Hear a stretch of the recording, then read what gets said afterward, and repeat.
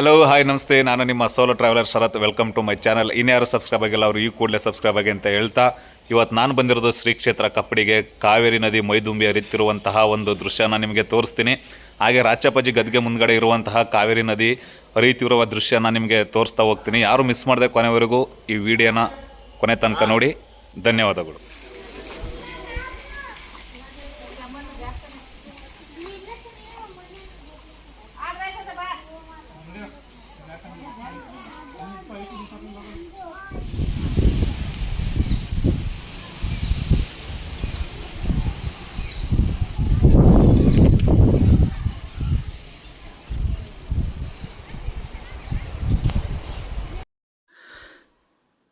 ಶ್ರೀ ಕ್ಷೇತ್ರ ಕಪ್ಪಡಿಯ ಮಠಾಧಿಪತಿಗಳಾದ ಎಲ್ ವರ್ಚಸ್ವಿ ಶ್ರೀಕಂಠ ಸಿದ್ಧಲಿಂಗರಾಜಿ ಅರಸ್ ಮಹಾಸ್ವಾಮಿಗಳು ಶ್ರೀ ಕ್ಷೇತ್ರ ಕಪ್ಪಡಿಗೆ ಬರುವ ಮುನ್ನ ಇಲ್ಲಿ ಪಾದಗದ್ದಿಗೆ ಹತ್ತಿರ ಬಂದು ನಮಸ್ಕರಿಸಿ ಮತ್ತೆ ನಂತರ ರಾಚಪ್ಪಾಜಿ ಗದ್ದಿಗೆ ಹತ್ತಿರ ಬರ್ತಾರೆ.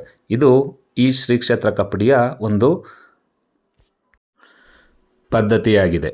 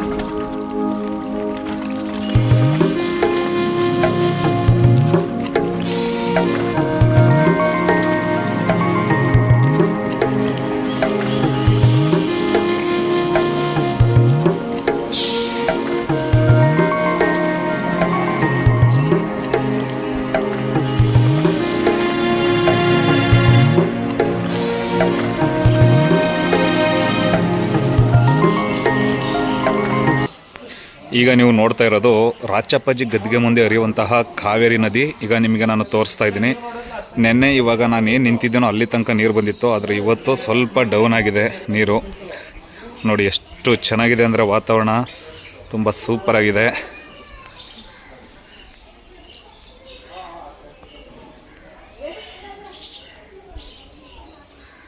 ನೋಡಿ ಕಾಣಿಸ್ತಿದೆಯಾ, ಅಲ್ಲಿ ರಾಚಪ್ಪಾಜಿ ಗದ್ದಿಗೆ, ಅದ್ರ ಮುಂಭಾಗನೇ ಕಾವೇರಿ ನದಿ.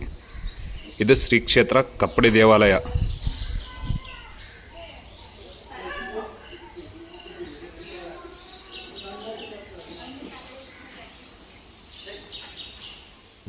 ಶ್ರೀ ಕ್ಷೇತ್ರ ಕಪ್ಪಡಿಯಲ್ಲಿ ಪ್ರತಿ ಹುಣ್ಣಿಮೆ ಮತ್ತು ಅಮಾವಾಸ್ಯೆ ಪ್ರಯುಕ್ತ ಇಲ್ಲಿ ಅನ್ನದಾಸೋಹ ಕೂಡ ಇರುತ್ತೆ. ಮತ್ತು ಸೋಮವಾರ ಶುಕ್ರವಾರ ಕೂಡ ಪ್ರಸಾದ ವಿನಿಯೋಗ ಇರುತ್ತೆ. ಭಕ್ತಾದಿಗಳು ಅತಿ ಹೆಚ್ಚಿನ ಸಂಖ್ಯೆಯಲ್ಲೂ ಕೂಡ ಇಲ್ಲಿ ಬರ್ತಾ ಇರ್ತಾರೆ, ಹೋಗ್ತಾ ಇರ್ತಾರೆ. ರಾಚಪ್ಪಾಜಿ ಮತ್ತು ಚನ್ನಜಮಣಿಯವರು ಇರುವಂತಹ ಶ್ರೀ ಕ್ಷೇತ್ರ ಕಪ್ಪಡಿ ದೇವಾಲಯ ತುಂಬ ಆಣೆ ಪ್ರಮಾಣಕ್ಕೆ ಪ್ರಸಿದ್ಧವಾದದ್ದು ಮತ್ತು ತುಂಬ ಸಾವಿರಾರು ಜನಕ್ಕೆ ಒಳ್ಳೆಯದಾಗಿರುವಂತಹ ಒಂದು ನಂಬಿಕೆ ಕೂಡ ನಮ್ಮ ಶ್ರೀ ಕ್ಷೇತ್ರ ಕಪ್ಪಡಿ. ಅದಕ್ಕಾಗಿ ನಾನು ಎಲ್ಲರಲ್ಲೂ ಕೇಳ್ಕೊಳ್ಳೋದಿಷ್ಟೇ, ನಿಮ್ಮ ಕಷ್ಟಗಳು ಏನೇ ಇದ್ದರೂ ರಾಚಪ್ಪಾಜಿ ಮತ್ತು ಚನ್ನಜಮಣಿಯವರ ಹತ್ರ ಬಂದು ಹೇಳ್ಕೊಳ್ಳಿ, ಆದಷ್ಟು ಬೇಗ ನೆರವೇರಲಿ ಅಂತ ನಾನು ಕೇಳ್ಕೊಳ್ಳೋಕ್ಕೆ ಇಷ್ಟಪಡ್ತೀನಿ. ಇವತ್ತಂತೂ ತುಂಬ ನೀರು ಬಂದಿರೋ ಕಾರಣ ಇಲ್ಲಿ ತನಕ ಇಳಿದು ಬಂದಿದ್ದೀನಿ. ಫಸ್ಟು ಅಲ್ಲಿ ತನಕ ಇತ್ತು, ಆದರೆ ಸದ್ಯಕ್ಕೆ ಇಳಿದು ಹೋಗಿದೆ. ಬನ್ನಿ ಮುಂದೆ ತೋರಿಸ್ತೀನಿ ಹೆಂಗಿದೆ ಅಂತ.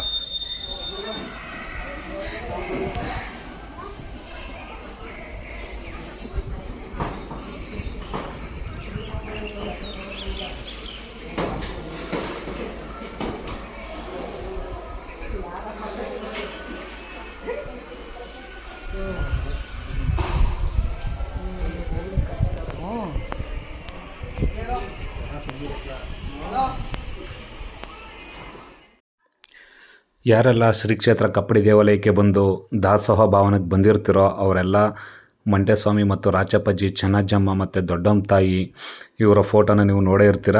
ಇದು ನೋಡಿ, ಈಗ ನೀವು ನೋಡ್ತಾ ಇರೋದು ದಾಸೋಹ ಭವನ. ಇಲ್ಲಿ ಸಾವಿರಾರು ಜನ ಕುಂತು ಊಟ ಮಾಡ್ತಾರೆ. ಹಾಗೆಯೇ ನೀವು ಕಪ್ಪಡಿ ಕ್ಷೇತ್ರಕ್ಕೆ ಬಂದರೆ ರಾಚಪ್ಪಾಜಿ ಗದ್ಗೆಯ ಎಡಭಾಗದಲ್ಲಿ ಪಾರಿಜಾತ ಹೂವಿನ ಗಿಡ ಇದೆ. ತುಂಬ ಸುಗಂಧ ಭರಿತವಾದಂಥ ಹೂವು ಇದು ಪಾರಿಜಾತ. ಆ ಹೂಗಳು ನಿಮಗೆ ನಾನೀಗ ತೋರಿಸ್ತೀನಿ. ಆದರೆ ಮರದಲ್ಲಿಲ್ಲ, ಎಲ್ಲ ಕೆಳಗೆ ಉದುರ್ಬಿಟ್ಟಿದೆ. ಬನ್ನಿ ನೋಡ್ಕೊಳ್ಳೋಣ.